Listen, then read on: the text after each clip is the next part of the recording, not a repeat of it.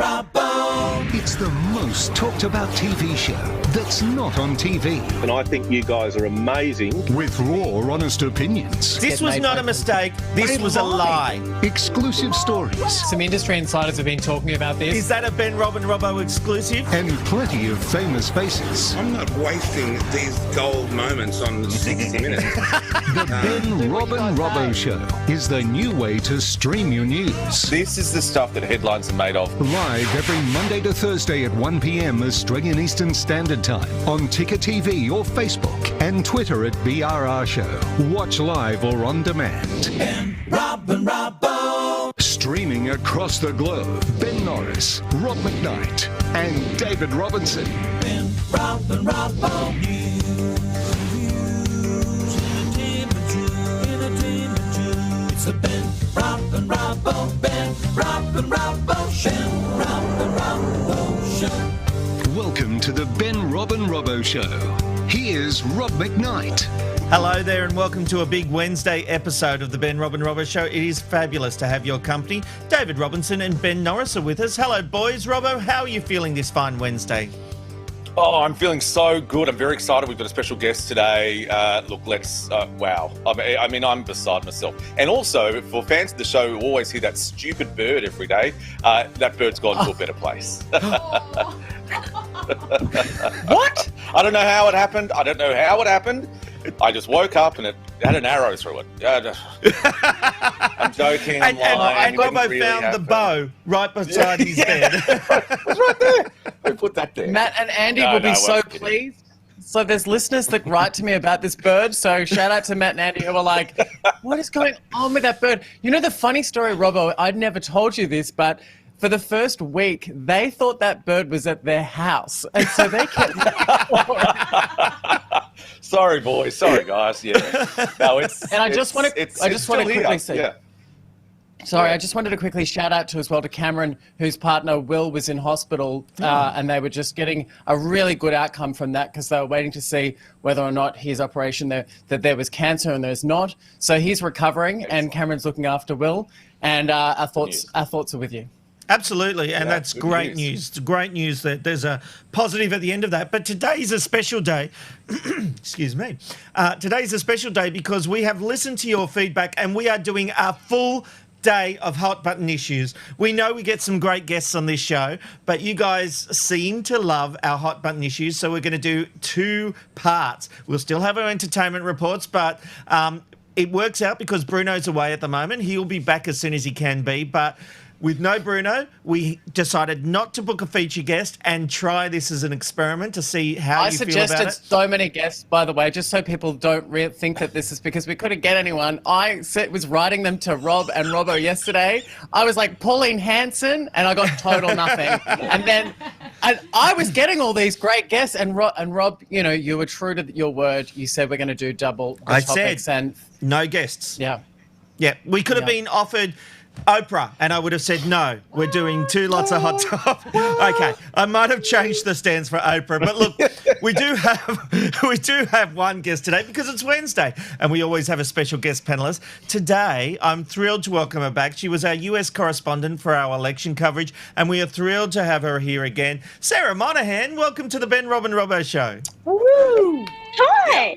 Wait, I thought you just said you didn't have any special guests. We have a special guest. Okay.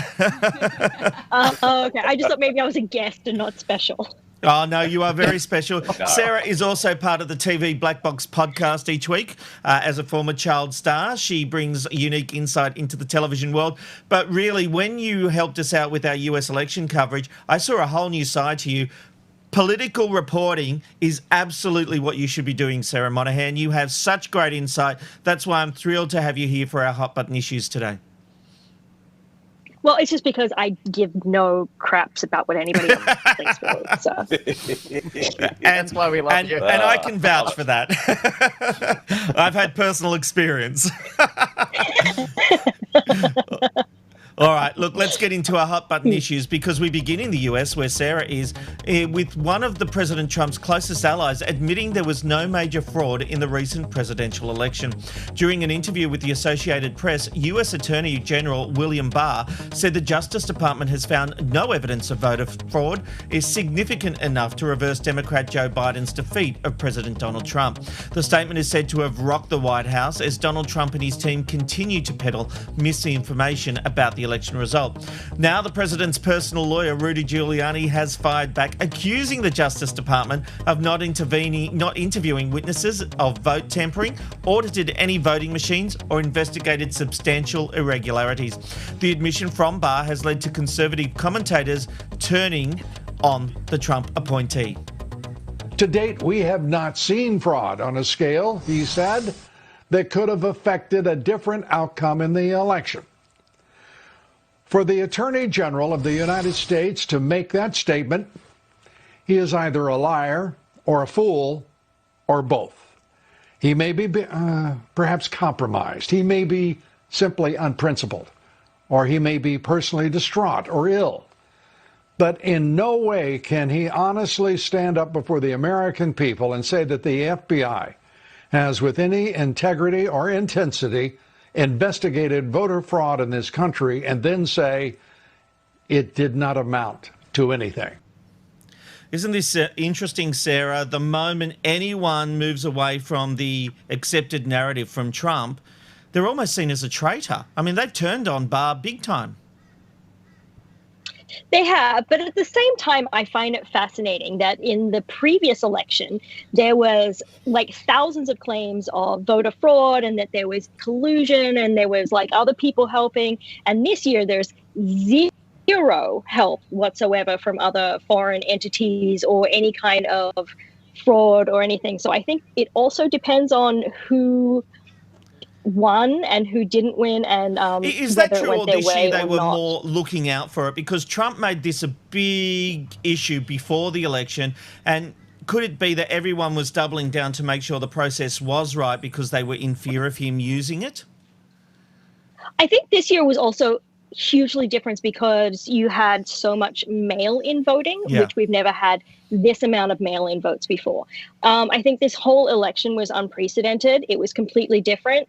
I think there's still a lot of claims of fraud that are not being investigated. If you watch people on Twitter, or like there's a lot of people that are actually signing affidavits saying that I worked in a polling center, there was irregularities, but they're all being hushed over.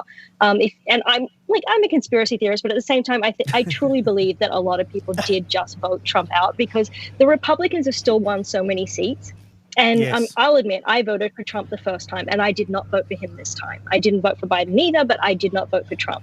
And I think a lot of people, but I mean, I still have thousands of friends who did vote for Trump and who truly believe that there was election scandal or something happened. But of course they do, because the President of the United States is saying it as a fact. So when the President is saying it, the highest office, of course people believe that. But there's also there is a lot of if you actually look at not CNN and you go just into regular social media or other websites, there are a lot of people that are claiming that there was fraud and that there was a lot of things, but none of it is being investigated. And I'm sure in 20 or 30 years we'll find that there was some kind of shenanigans. But I think the biggest part is it's just people didn't vote out Republicans; they just voted out Trump. Yes, and that's the narrative. But my big question to you, Sarah, as an American, as you now are, I wonder, is this just damaging the credibility of a democratic society when the President of the United States is saying you can't believe the election result? I think it's damaging. It's been damaging for years because before the last election, even Hillary had said, you know, if Trump wins, obviously there was fraud. And she said that beforehand. And so I think for years and years, we've had this whole thing of, you know, people are constantly casting aspersions because they want you to think if they didn't win that, of course, it had to have been, you know, shenanigans and something going on. And, you know, there's no reason that I would not have won. And I think both sides are playing it. And I think in the public arena, it's not good because if you can't trust your own government, then why would other governments or other countries have any faith in you at all? But I think the whole cycle is just horrible because you've got, even in the runoffs, so like the Democrats, they have the runoff and you've got 8 people who are all slandering each other saying, I'm the best person and this person's an idiot, this person's an idiot, don't vote for that person because, I'm better. I'm not going to tell you why I'm better. I have no reason why I'm better except that they're crap. And then they come together at the end and they're like, that guy won. And then they're like, I know I said all these really terrible things about you during the debate, but how about picking me for your VP? Yeah. So that is what part of the process that mystifies me being an Australian, because you see Democrats fighting with each other as they're both all trying to get the nomination, and then they team up and support each other. It's a weird situation. But guys, I want to bring you in because there is developing news with reports saying Trump is considering preemptively pardoning his children to his son-in-law, to his personal lawyer, Rudy Giuliani. Apparently, the president is concerned that a Biden Justice Department might seek retribution by targeting the oldest 3 of his 5 children. Now, this news comes as cash for pardon scheme has been exposed, although at this stage, President Trump has not been implicated. Robbo, this just goes from bizarre to bizarre to bizarre. I mean, just when you think it can't get any more bizarre, the American system blows my mind. It really does. And, just quickly back onto Barr, isn't not possibly a thing where they thought he might have been crazy enough, Trump, to actually get through this electoral fraud stuff and things like that, but the ship is now sinking too much. So now they're coming off it. Whereas before, a lot of these people were saying things like, oh, no, he's right, and we are going to find it. And now slowly they're just going, this is not, we want to get off this ship. So I don't know if that's kind of something about it. They thought they'd ride the roller coaster for as long as they could. Well, Barr turning on Trump is huge, considering Barr came out and said initially, it'll be a very smooth transition to a second term of Trump. Absolutely. So you stay with, the Mad King George until Mad King George is too mad, and I think that's what we're going to see. We're going to see more of it. Or until you get a better offer from the new guy. Someone will come in and be like, look, we'll give you a job in the new admin if you just let this go. Just let it go, get rid of him, do and you really think think you'll have your pension. Barr has a place in Biden's administration, Sarah? Weirder things have happened. There is nothing normal about this. I think there's going to be all kinds of weirdness. And, I mean, have any of you watched Homeland? There's in the final seasons where there's they have it was almost like Australian politics where they had a president and a president and a president and a president. And then he brought in someone from the other team because he wanted to have a nonpartisan thing, or she did. No, he did. I can't remember. And then there was, they brought it did get very confusing towards the end there, Sarah. I'll tell you that much. I swear it was an Australian writing it. And then they were like, and then you go, and then we'll bring in our own team. And I'm like, what is happening here? And this is going to happen in real life. Wow. Yeah, well, it's American politics, and it's going to be interesting as it moves forward. Trump looks like he is ready, not going to concede, but accept the loss, and then, of course, challenge for 2024. And so we will not hear the last of Trump. Look, let's move on, because in the escalating war between the federal government and the ABC, more questions are being asked about the controversial Four Corners report concerning politicians' private lives. Specifically, Senator Sarah Henderson asked if any private investigators were used to secretly monitor or record members of Parliament for the program. Both the executive producer, Sally Neighbour, and the reporter, Louise Milligan, have both denied that any such practice took place. In fact, Miss Milligan posted this tweet: "Hi, Senator S. Henderson. If you'd called, I could have cleared up. We never use private investigators. We use investigative journalism. Your sources got wires crossed. Only private security firm I know guarded my home when Pell Defender repeatedly threatened to kill me. #Ozpol. Despite the denials, ABC Managing Director David Anderson will have to officially answer the questions. A senior minister told The Australian that if it is in fact found to be true, heads should roll. Well, Ben, no heads can roll because the ABC have category... I just realised we haven't spoken to Ben. Ben, I just want to quickly say, because people were messaging me saying, why aren't you speaking? Is there something wrong? And I forgot I was on the show, and I was texting them back, and I was listening to Sarah, and I was like, wow, it's so lucky to have Sarah on the show because I was learning. I was learning so much. So And then I forgot you didn't even ask me that question. So, like, I was like, I love this. Sorry, Ben I forgot Ben Robbo has show. such fans. He hasn't spoken for 30 seconds. Text. Oh, my you guys God. sound so insecure when you make fun of me like that. But look, we'll leave that alone. Now, to move, let's get back serious again. This is quite interesting. The ABC have come out really strong today and said they answered the Australians' questions. They, one, hadn't heard officially from the government about this line of information. They heard it through the Australian. And they answered the Australian, said, no, it didn't happen. Does this sound like the government is trying to create a narrative that just doesn't exist, Ben? Gee, I don't know. I mean, I'm also a terrible person, Rob. My partner just came in out of nowhere and gave me this cup of coffee and it frightened me and I didn't hear what you were saying, so you're going to have to ask Robbo the question. Sorry. And he gave me a coffee cup that says world's greatest dad. I don't even have any children. Like, this is so weird. Anyway, sorry to ruin the show. How to derail a hot topic segment in 3 easy steps. Isn't the ABC owned by the Australian government? Yes, it is, but this is the problem. Well, no, they're not owned because the ABC is independent. But here's the thing, Sarah. The government doesn't like it when the ABC exerts its independence and actually investigates the government. So what we had here was an issue where Four Corners exposed that a minister was having an affair and that another minister's behaviour is somewhat questionable. So the government has now come back and is saying, well, hang on, how did you get this information? Did you tail them? Did you use private investigators? So not actually challenging the legitimacy of the report, but by the perceived methods that they might have used, not even what they did use. So it seems to me like a campaign of misinformation from the government. So they're not actually denying anything happened. They just want to know how you found out because that way they can know not to do it again.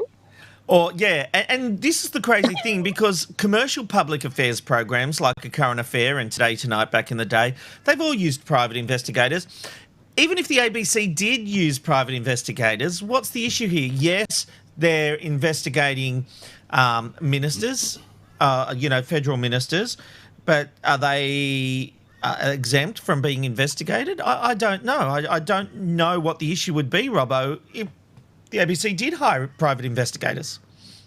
I don't see any issue. What I love is that Louise Milligan kind of slapped back saying, we don't use private investigators, we use investigative journalism, which I thought was a fantastic way of saying, no, we didn't do that. The other thing we've got to remember early this year, 60 Minutes and The Age, Sydney Morning Herald, they did that massive bust on the Liberal Party in Victoria for branch stacking. Now, they absolutely use private investigators and secret surveillance because we saw that in the report. So I hope that Senator Sarah Henderson is also going to go after all the commercial networks for doing the same practice that's been done in this country since, TV first flickered to life in 56. This is just another ABC hack job. What you said before, where it was a narrative that the government's trying to create, and there is no narrative. And the other thing is, they didn't do it. They did it the right way.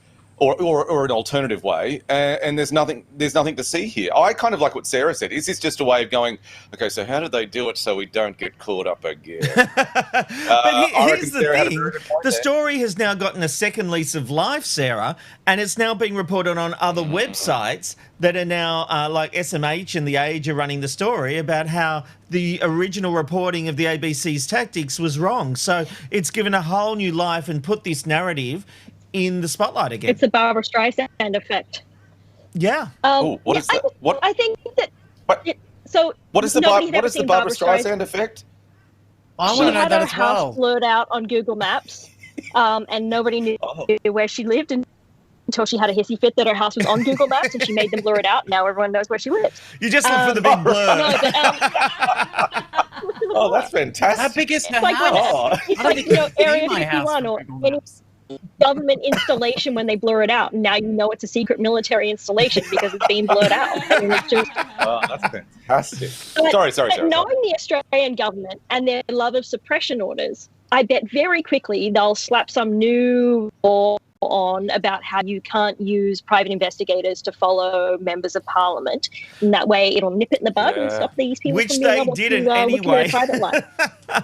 Isn't that still investigative reporting? Like, I mean, isn't that still what happens? I mean, most of my idea of journalism I learned from watching television shows. But, you know, to get the story, people are going to do all kinds of things to try and find the truth. And what is the truth? I mean, at the end of the day, what surfaces? There's always still more behind it, you know? So, I mean, I don't necessarily think that they've done anything wrong here, even if they did trick or, you know, use private investigators. What's the point of even bringing that up? But that's not how it works, Ben. We all know that Louise Milligan goes over to a park bench. She sits there and someone hands her an envelope. Yeah, I've got props. I brought props. I got props. Oh, that was so I good. love this already. This is fantastic. And then she opens it and she goes, "Ooh, the secret thumb drive or whatever." So Really quickly, can you get the Ben Robin Robbo Show mystery hand to hand that Yes, envelope I over to you, didn't get- please? Just there's Deep Throat. There it is. All secret girls. what did you call Amanda? No. Oh my God! In the Watergate, God. like issue in Everyone's America, confused. the person who was giving them information was Yeah, called I didn't Deep think Throat. anything That's else. what- I just wanted to make sure that's what you were talking about. Of right, course, let's I move would. I would never say anything like that to Amanda McKnight in my life. I meant it as the official Watergate. I was trying to go along with your gag. Now I'm I mean, in not so gag. much trouble. Sorry, is gag I'm the in wrong so thing to much say trouble. too? Oh, I said gag and Deep I'm Throat in the confused. same segment. All right. I know. Look, we need to reset because this one's really Sorry, serious Amanda. because there's been a horrific story out of Queensland. So a warning, some viewers may find this information disturbing. An 8-year-old girl has been left with severe genital injuries after riding on a water slide at Whitewater World. The parents of the young girl claim the operators failed to properly warn her of the ride's dangers. However, the theme park has defended their safety protocols, saying she was given detailed and repeated instructions on how to position herself, including a physical demonstration by a slide operator. The parents have also claimed that it was about an hour before an ambulance arrived. In a statement, Whitewater World have said the injury was reported to Workplace Health and Safety Queensland by Whitewater World upon the guest's admission to hospital, and an internal investigation continues. Our thoughts remain with the guest and her family, and we wish her a full and fast recovery. Doctors are unsure what the long-term effects are for this young girl. Ben, whether the safety briefing was sufficient or not, should a ride rely on a child positioning themselves correctly, or do they have to take some responsibility here? I think they do have to take some responsibility here, and I think that the issue is maybe the age limit needs to be changed with this particular ride, because you've got to make sure that the information that's being demonstrated can be taken on board, and sometimes younger children might not process that and follow the correct positions, and maybe that's how this has happened. But look, I feel for this place because, you know, after what happened at Dreamworld, a lot of these theme parks, people are very nervous about going to them. So look, I feel for them in the sense that it is a difficult conversation when you hear that people are being hurt at these theme parks, especially after the disaster of Dreamworld and those lives that were lost. And Whitewater World is owned by Dreamworld. The two parks are actually connected. And so we're seeing the animation of the accident that resulted in the loss of lives at Dreamworld, of which there has been a full investigation. But I've got to tell you here... That incident was proven to be that there was mistakes made. Yes, absolutely. And that has been proven in a court of law. I think this will need to go to court before we can actually determine who is at fault. But I guess the thing that I just was wanting to highlight was the fact that if children can't simply follow these instructions, then children shouldn't be on the ride. If a person is at risk of that injury, yeah. Here's my problem. My family and I have annual passes to Dreamworld and Whitewater World. We spend most of the summer there. My kids go on these rides all the time, these slides, as I do. Ever since that tragic accident, I can tell you all the theme parks up here on the Gold Coast have been above and beyond with their safety protocols. Every time you go out up there, if you put a foot wrong, those people in charge of the rides let you know, not meanly, they just want to make sure that you're safe and you're right. It honestly feels to me, I have never seen a situation where they're not paying attention. They swap rotation every half an hour or 15 minutes so that the safety inspectors don't get bored. I just refuse to believe that the park did the wrong thing here, and that I just think the kid did the wrong thing. And look, obviously, I wasn't there. I don't know this. I'm giving an opinion. But I just know that kids can sometimes be kids, and it's up to parental responsibility. My concern is here, now they're going to say you can't go on these rides unless you're 15 or plus or something like that, and that wrecks it for everyone else. When hundreds and thousands and thousands and thousands of kids use these slides every week and there's no problems. Follow the rules, there aren't any problems. Don't you have to take some personal responsibility, Robbo? Yes, absolutely. You just spoke all sense during that. The other thing, and again, we've got to say on the show, which is annoying, but this is our opinion. I've got to tell you, if my daughter or my child was in a horrific accident, we keep hearing that word horrific, and then I took a selfie with her in a hospital room, I don't know. I'm just going to go on that little bit there. That's just my opinion. I didn't like that kind of image. However, there needs to be some personal responsibility. As you said, hundreds and thousands of kids, people of all ages ride these rides and are not affected by them. If it sounds like if she had to be repeatedly be told and shown, physically how to sit there, if there was some time spent with this girl and she still didn't do the right thing, well, doesn't that also kind of prove that the fault lies with her? And Dream will imagine just the come out and parents, if said she'd that been they've done all of asked to that. get off that ride, Sarah, imagine the parents saying, well, she can go on, we're giving you permission, all this kind of stuff. The park cannot win. Yeah, it's a difficult situation. No, they can't. Guys, my question is if you're, how many kids have ridden that ride that are her age before that have female genitalia that did not get hurt? Yeah. And it's horrific that she's been hurt. But Absolutely. What if there's also some other backstory, like she already had some kind of injury that the parents weren't aware of, and then this ride ripped it open again or something like that, and now they're blaming it on the park that they didn't know that, something else was in her past. But to me, it's like thousands and thousands of kids have been on this ride before, and for just one kid to have done something. And yeah, if they'd had to repeatedly tell her, then, I hated the photos. I looked at the photos and I just thought this just smacks of self-gratification or something. I don't know. It was just, don't take a photo of your kid in a hospital and post it all over That's the internet. what I think. That's just weird. Yes. Can I be really clear? My heart goes out to the girl, whether she did the wrong thing or not. She's hurt and she's in pain, and nobody wants that when you're going out to have fun. But Ben, don't we just have to accept, and I'm going to give you the last word here, don't we just have to accept that sometimes accidents happen? Oh, absolutely. And I agree with that. But look, they were in a traumatized situation. And I just want to bring up the point that both Sarah and Robbo were making about that photo being taken. People in horrific situations do really strange things. My partner saw a really horrific accident and he immediately took photos of this accident, and that was a human reaction. And I agree with that. Honestly, he had like an out-of-body like experience, and he said he didn't know why he got the camera out. He thought maybe in the back of his mind, he thought maybe people wouldn't believe what he had seen, but he couldn't believe. Like, if you know anything about my partner, you would understand this. He would never do that. Like, my partner hates selfies. He doesn't like when I take photos of him. So, like, when people are in stressful situations, they can do.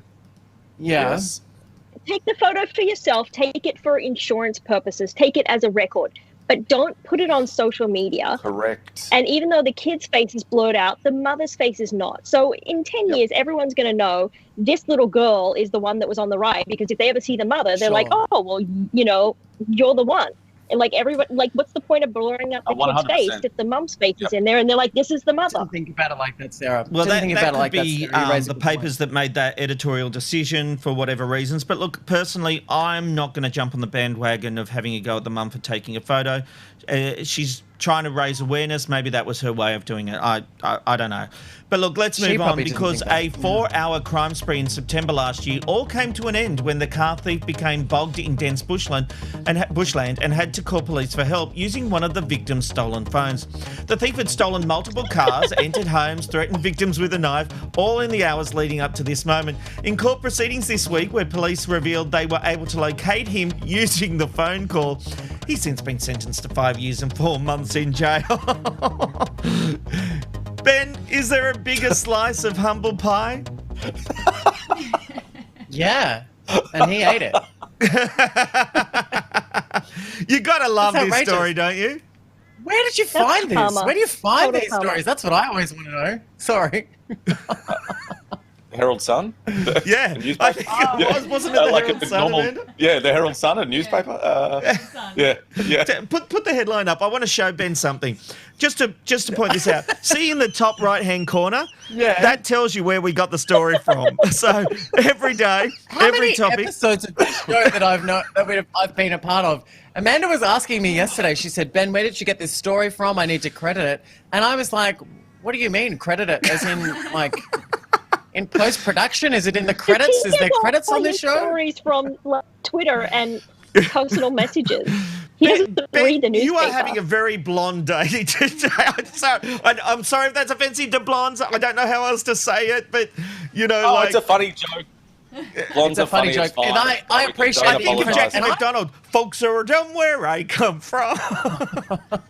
That's me. I went with you on that one, and I didn't know what you were doing, but I started doing it, and then I went, I don't know what he's doing, so I'm just going to stop doing the Jackie McDonald head. And I used to Whoops, love sorry, that. They Rob. used to play that all Trying the to time help when you. she'd say really dumb things on Hey Hey It's Saturday. It was very funny. But you know what? I'm not. I can be smart in some things, but I can also be really stupid in others. So, and I think I'm just having a really stupid day. No, you are a very intelligent man. That's why I can take are. the piss, because you are intelligent. I was and- wondering whether it's because Sarah's so smart that I seem so stupid today. But I thought maybe that was the Oh, only. it's comparisons, is it? Yeah, I've been stupefied by her intelligence. But Anyway, you do look good, so that's all that matters. Let's move on. Thank you. I look all right today. Thanks, Ben, Sarah. you know you're just our eye candy for the show. No, I've never been eye candy for anyone, let me tell you that much right now. Anyway, let's move on. A funny story. Let's ask the others about it. Robbo? You know? it was funny. Why couldn't he walk? Like, why I didn't think he he just was get out stuck. and just... I think so. My taking of it is that the car went into the bushland and he sort of got stuck and couldn't get out. But wouldn't you just run away? Like, why would you? Like, what? No, I'm He saying must have maybe he been couldn't really- open the doors. The bushland was so I see, dense. They said. Yeah. And maybe it's just a cry for help. Maybe he just needs some help, and bless him, and we're glad. Thoughts and prayers are with him now, and that he's in a better place. All right, let's move on because we have some exciting news. As we have revealed, it's official. The Ben, Rob and Robbo show is going on the road. And here is all the information again in case you missed it. So on Monday the 14th and Tuesday the 15th of December, we will be broadcasting live from Brisbane Holiday Village in 8 Mile Plains. You can come along and watch, meet us, hang out with us. We would love to see you there. It's a beautiful holiday village and we can't wait to catch up with our good mate Jeff, who's making it all happen. Robbo and I have both been there and loved Beautiful. the experience. Loved In it. fact, I was there with the kids a few Christmases ago. So if you want to come along and just join us and watch the show live, come along at 11 a.m. local time if you'd like to be part of it. Because don't forget, in Queensland, we actually broadcast at 12, not 1 o'clock. All right. Then on Wednesday the 16th and Thursday the 17th of December, we're packing up and we're moving to Ashmore Palms Holiday Village. They've got a kids swimming pool lagoon, exotic birds, garden walkways. It's an award-winning and beautiful holiday park. And here's the cool thing. You can not only come along and watch, you can stay at the holiday village for a discounted price. Brisbane is all booked out. It's too late. You can't get in there for love nor money. But Ashmore still, they put a few holiday accommodations aside so you can come and join us. In fact, Mr. and Mrs. McKnight, my parents, are coming up. They're paying the price and they're going to come up and join us. Although, if you go to ashmorepalmsgoldcoast.com.au and book in one of their premium palm cottages and use the special code word ROBBO, for 2 nights, you will get to save up to $69 per night. Per night, $69 saving. This is huge. The guys are looking after us. You can also book and request the special Ben, Rob and Robbo show deal. All of the details will be up on our social media pages. Abby will make sure of that. We'd love to see as many viewers as possible. And if you stay at Ashmore on the Wednesday and Thursday, we will have some special drinks with you, and you can come and join us for some special drinks. So at the Do you know what the Holiday tease Village. for this is? I Sorry? think the tease is that I think the tease is that your parents are there, because I think some of the viewers who watch the show have got some questions they'd like to ask their parents. And my mum is very active on the social media pages, on the Facebook page. So, yeah. You got some explaining to do, Lynn. Oh, so true. Hello, Mum. Hello, Dad. Well, I think, we're going to have a special little chat with them on air, I think. Oh, my dad will be like, what the bloody hell's going on? We were talking about this, Amanda and I, last night. And Amanda was like, your dad will be there and just come up talking to me during the show saying, put Lynn to air, put that, what are you doing? You know, like, he won't care that she's trying to put the show to air. How can you not do your father's own accent? I still don't understand this. Like, I mean, it'll be shocking to get there to my if dad's he really character does is to sound go, like that. that's not Mickey Bloody Mouse. That's actually not bad. That's the closest you've been, actually. I was prepared to laugh at the end of that, but that...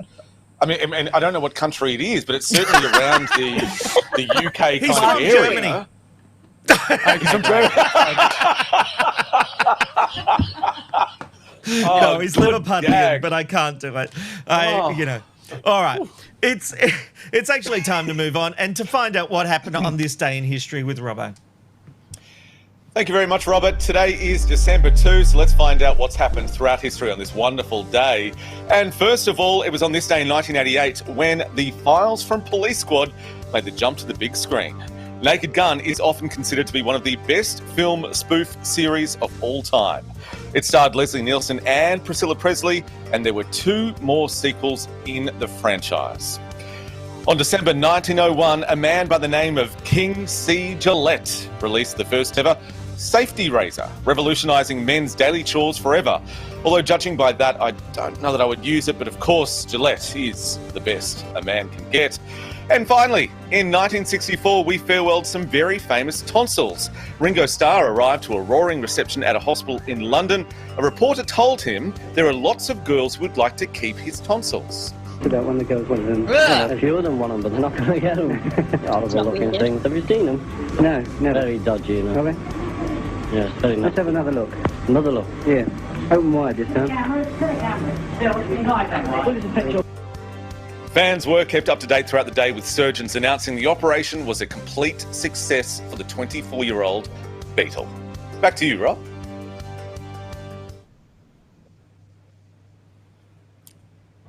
I like it when he doesn't put his mic on. Put your mic on, where's buddy. his mic? You've skipped entertainment. You've got your mic off. You're talking about Studio 10 I thought again. my Actually, internet that had dropped scratched the out last again. one. What's going on? I turned the fader up but didn't hit the button. I've got a new way of doing it too, but, you know, yes, Ben, I did skip entertainment and I realised that. And it's my favourite part of the show. But there is huge news for Oscar nominee Ellen Page. What can you tell us? Oh my goodness. This has just been so fun. I just turned off my teleprompter, so I'm going to have to do this without it. What is going on with that machine? Look, it says, Ben, I will help you out. What we'll do... Oh, Okay. my God, Ben. Do you want us to go to Random Live Shot of the Day? Yes, please. That'd be just so lovely. I'll be All back with right. entertainment in just a moment. It's time for our Random Live Shot of the Day. It's the Random Life Shot of the Day. Where are you going today? You'll never know where you'll end up with the Random Life Shot of the Day. Alrighty, today we are heading over Random to... Live Shot of the Day because I haven't pulled it up. Oh, am I still on the show? I thought there was a random live shot. Okay, fair enough. Hang This on, is bad. Amanda, I'm trying to get it there. Guys, what you're Is the seeing show right always now fun? is one of the first The wheels coming rehearsals off. that we ever did. We're just showing that rehearsal vision just as kind of Can I look just back, say, kind of check we it said out and, we'll do a day of hot topics. It'll be great. And it's really just turned the show upside down. All right, Amanda, Oh, absolutely. your Random Live Shot of the Day is there. Robbo, go ahead. Thank you very much there, Robert. Yes, it's time for the random live shot of the day, and we are heading over to the Milan Cathedral in Italy. Construction of this church took nearly 6 centuries to complete, and it making it the 4th largest in the world. It is the early hours of the morning over there, and they will be waking up to a cold, rainy, and possibly snowy morning, with a low of 0 degrees and a high of just 3 degrees. Beautiful shot. Been there, actually. It's a wonderful place. Let's get some feedback now on the Ben, Rob and Robbo show. Jamie says, hi, Sarah. Are you on the yacht? Do you need a deckhand? Oh, she is on the yacht. Sarah, do you need a deckhand? I am on the yacht. Do you need a deckhand? How hot is he? He's hot. No, Jamie's hot. He is hot. All right, Mary Matthews says, poor Trump. Russia didn't help him this time. Very true there, Mary Matthews. You always speak sense. Glenn says, I love Sarah's takes. We all love Sarah. Sarah's our very special guest today, and she will be back many times. I can tell you that right now. Amanda says, they can't. The parent should be aware of the child's capabilities, though. We're talking about the Dreamworld event where, unfortunately, a young girl has been severely injured by riding on one of the rides at Whitewater World. Gay Right says, would love to join you guys. Well, Gay Right, get up here. The borders are open, sweetie. Get in there. Glenn says special drinks equals Rob free pouring. Glenn, you're right there. When he said there were special drinks on, I can't wait to see who's picking up that bill. Yeah, it just might be like, some Passiona or some Solo. Claire says, Ben, don't worry about the prompter, just go free range. Free balling. He knows his stuff. He worries too much. Mary Matthews says 69. Was that a deliberate double entendre? You better believe it, Mary. My favourite number. If you want to share your feedback, head to Twitter, Facebook and Instagram to search the BRR show. We love to hear from you and we'd love to see you. Our special outside broadcast on the Gold Coast and in Brisbane. Robert McKnight, back to you, fella. Thank you. Well, it's time for a hit of entertainment. Yes, you've been waiting desperately for it. Here it comes. And there is huge news for Oscar nominee Ellen Page. Ben, what can you tell us? Yeah, the popular actor has come out as transgender male. You would have known this particular actor for their work in Inception, X-Men, amongst many other films, but it was their breakthrough role in Jason Reitman's film Juno that acquired critical acclaim. I don't know if you've all seen Juno, amazing film. Great film. But they will now be known as Elliot. He addressed his fans overnight saying, my pronouns are he, they. In an open letter, Page said he has been inspired by the transgender community and thanked them for ceaselessly working to make this world a more inclusive and compassionate place, which was, further addressed by his wife. And she said, I support you. So you can see that there's this declaration that was posted. Elliot has been married to his wife, Emma Paunter, who's 26 years of age, since 2018. Emma voiced her support on the Instagram post as well. So obviously the family's coming out with something which is very personal. Look, the actor did shoot to critical acclaim, as I said, which was in 2007, but it was 2014 when the actor came out as gay. But look, despite feeling profoundly happy, they have also addressed that they are pretty scared about the invasive hate jokes and violence that does occur to this community. Yeah. Guys, I just want to say, this is a very hard thing to do when you are when you have a profile, when you're an actress, stepping into difficult situations of this actor playing roles. A lot of people are discussing what sort of roles and movement will happen moving forward. Will the history of their previous Oscar nomination, I'm getting really bad at this, but will that be moved to a different category is what people are saying. Will it be moved over? Will they go back and rewrite history with some of this to work with their decision, they're coming out like this? What do you think, guys? Do you think it's going to be hard? No, Sarah? I think what you did at the time is what you were at the time. What you are now is what you are now. You don't be a best actress and now become a best actor for a past award. I think future awards, yes. But my bigger question is in the past, they came out and said that once they played a role as a lesbian, and when they were Ellen, they said that they would now like to only play roles as lesbians. And now that Ellen is Elliot and is a transgender male, will they only play transgender roles? Or are they still going to play lesbian women? Or are they going to play straight people? Like, has their movie choices changed now that there's probably a lot less roles for them? Well, it's an interesting question, Sarah, because Elliot is still doing season 3 of the Umbrella Academy for Netflix. It's unknown at this stage whether the storyline will change to accommodate this change, or whether Elliot will continue playing the role of Vanya, who has special powers, is a female in the show. It's a really interesting question, but you know what? They're secondary issues, the bravery of coming out, and we still live in a world where it is brave for someone in the public eye to be doing this, because there still can be that BS backlash, if you like. Ellen talks about this when she first came out as gay, and there's been an evolution of the way people react. I think she becoming he is now in a more tolerant society, and where we're more aware of this issue. And yes, Ben, you got a little bit confused in there, but we're all still at a stage where this isn't second nature, but it's becoming second nature, understanding it and, you know, being used to it. And that's where we are as a society. And you think about people, the trailblazers like Carlotta, and, you know, I'm still amazed at her story of what she went through back in a time where no one understood the idea of, transitioning and changing your identity to be the person you feel that you are. You know, we look at Elliot today and it's a big entertainment story, but really in the scheme of things, it's not a, oh my gosh story. It's like, oh, okay, this is an evolution. Fair enough. This is being who you want to be. I saw this coming a mile away, to be honest with you. Like I'd been watching Elliot's work. I love Elliot's work. I think his work has been amazing. Yeah. And if you watch a lot of the interviews he had been doing leading up to this, I think it was an obvious assumption of mine to think that's where it was going to go.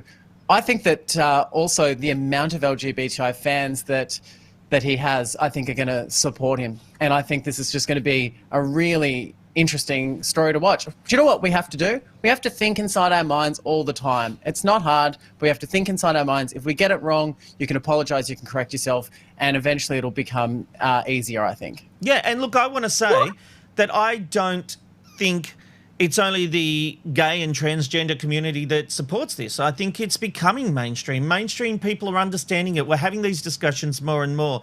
So I hope the backlash that Elliot is expecting doesn't happen. I only mentioned that about Elliot because of the work in the LGBTI community. Sorry, Sarah, but just to finish that point, he has been instrumental when it's come to a lot of LGBTI issues, and that's the reason why there is, monumental support, particularly from that community. But sure, I was actually talking about this with my brother who loved Inception, and he was like, what an amazing role he played in that film, so there's a lot of support coming from everybody. Yeah, absolutely. Look, we do have to move on. We're going to get through a few more hot topics before we get some entertainment again, because things are going from bad to worse when it comes to our relationship with China. After our Prime Minister reacted angrily to that depiction of the Australian soldier, China has fired back with that government's mouthpiece, the Global Times, publishing a cartoon depicted a bloody kangaroo while demanding Australia apologise to China's wolf warrior artist. The publication goes on to say Canberra should apologise to the unarmed people who were brutally killed by Australia's elite soldiers. It should also apologise to the Chinese artist whose work was groundlessly smeared as false image. Another cartoon takes aim at our human rights record, showing the image we try to present of ourselves as the atrocities we hide. But as Australia companies vow to boycott China, Q&A host Hamish McDonald has written an opinion piece for The Guardian saying the depictions from China are no more offensive than numerous examples by graphic artists and cartoonists in the Australian media. When we consider China is one of our biggest trading partners, guys, it begs the question, are we overreacting, Robbo? Like Australian media and cartoonists have taken aim at China and their stance over human rights and things like that. Isn't this just a tit for tat? Yeah, of course it is. If you think about Bill Leak and all of the cartoons that he's put out, they've been very offensive to a lot of people. It is kind of tit for tat. What we need to do is be the bigger person in this argument, and I think that's really important. Obviously, China are going to go down this kind of route, which is to show these images, to incite these kind of very passionate reactions, but I think it's up to us to kind of settle down a bit. And also, I said yesterday on our show that we need to remember what our human rights issues are as well. We've always pointed out to them what they have in China. We also don't have a great track record on human rights. Just ask the UN, especially if you're talking about refugees. It's important not to go tit for tat. Both countries and all countries in the world are guilty of some pretty awful, terrible things. How we move forward with that is to be the bigger person and lead in that respect. And it won't happen, look, but that's the what I simple want. fact is, Sarah, that we are now hypocrites because we have always stood above and said, and spoken about human rights, even though you could argue about the way we treat refugees and all that kind of stuff. But let's put that to the side for a moment. We talked about human rights in war, and we've always believed our diggers do the right thing. It's now been proven that they don't always do the right thing. So this has given China the perfect opportunity to have a go at us, hasn't it? It has. But I think that compared to other countries' records, Australia's is very small in, what's been found so far that they've done wrong. And you have to remember, you're sending people in to war to kill people, and sometimes that's going to affect them in ways that makes them callous or uncaring or do shitty things, basically. And it's not acceptable, it's not forgivable, but you're training someone to be a killer. So when they kill people, it's going to happen that some people go too far and lose their minds and do whatever. But I think that the whole thing, no country has a clean history. No country's been to war and said, but we're ever so proper gentlemen and we do everything properly in war. It's just bullshit. That doesn't happen in any country, any war. And I think that it's just, right now, everyone has basically nothing better to do during COVID than to try and start another war, I guess. And everybody needs to just calm down, move on. But I will say that the thing about the cartoon, there's a difference between a photoshopped photo and a cartoon. And I don't think that you can call a photoshopped picture a cartoon. I agree. And try and play it off as it's like the Muhammad ones, it's fine. Yep. It's not. It's different to me. You can't say this photoshopped picture of someone slitting the throat of a child is the same as a cartoon of the kangaroo. It's not. And they are trying to incite stuff.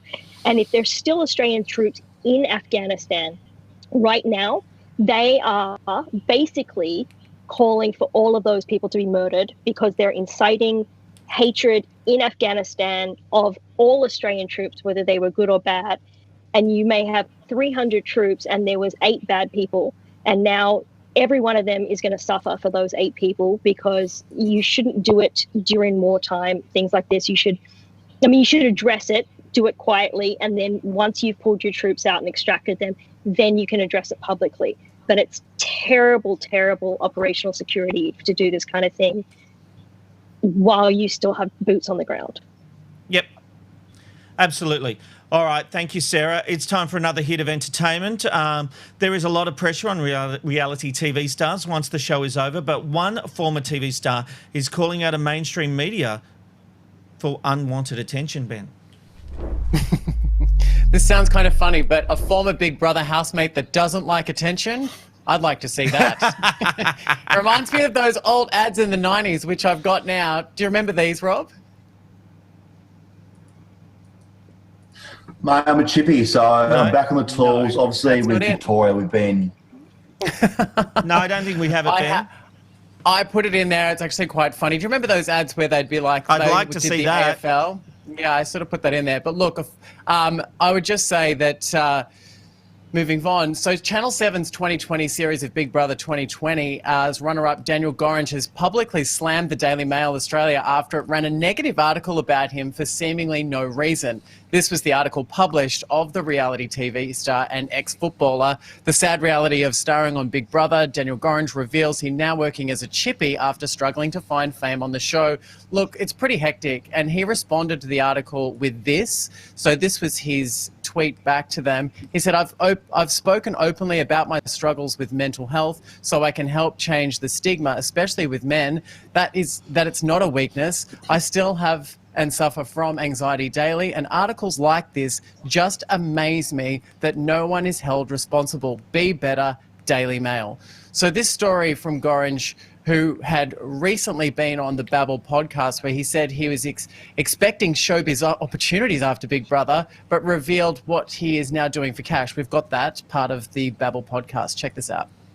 Mate, I'm a chippy, so I'm back on the tools. Obviously, with Victoria, we've been, with our COVID lockdown, it's been pretty hard to get out and about and start anything or do anything. I think for me, going to the Big Brother house, the main thing was wanting to do something that I thoroughly enjoy, and that was entertain people and make people laugh. And I thought coming out of the house, all these opportunities would open up. But with COVID, like, it was the total opposite. Like, everything just dried up. And then I'm still just the same nobody that I am now. So it's just so funny that he came out and said this, because I have a theory, guys. I've been on Big Brother. I did reality television. I think everyone goes back to exactly who they were before they were doing this show. It might not happen overnight, but essentially it does. And if you look at people, Chrissy Swan was always going to be doing what she was doing. She'd already been in that space.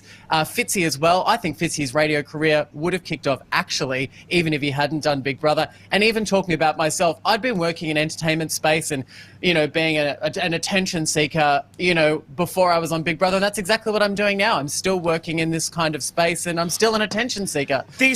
Yeah, you're different, Ben. Like this guy about him, he thought, he went into Big Brother thinking he would win that $250,000.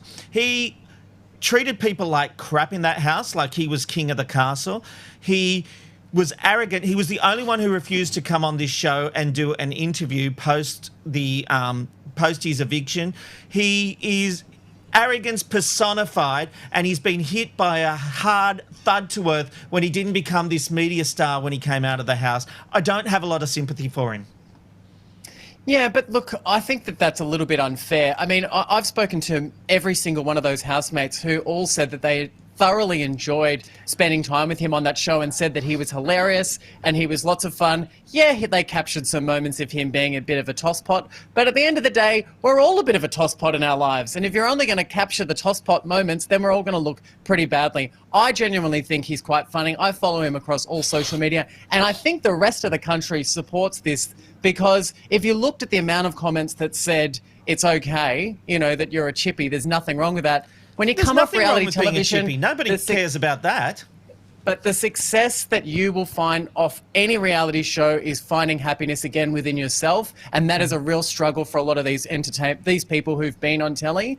And I have to say, the fact that he's a chippy and he's probably enjoying that for work didn't mean that publication needed to come out. I mean, I love the Daily Mail Australia. I think it's great, but that article was way too harsh, and I'm pretty sure I don't think there's a problem with that article at all. I think that it is what he does. It's an update. And nobody is ever saying there's anything wrong with being a chippy. But hey, Sarah, you have been with us for an hour. You have been so insightful. Thank you so much for being here today. Thanks for having me. Amazing. Yeah, Brilliant. You've been great. Thank you, we Sarah. hope you'll come back in the new year when we come back after our 6-week sojourn. Hey, Ben and Robbo, it's been a crazy show. Lots of hot topics. I'm not sure that it worked because it threw us into complete disarray, to be honest. I didn't like it as much, but we'll see you tomorrow on the Ben, Rob and Robbo show. Bye-bye. Thanks, Sarah. Bye. It's the Ben, Rob and Robbo, Ben, Rob and Robbo, Ben, Rob and Robbo show.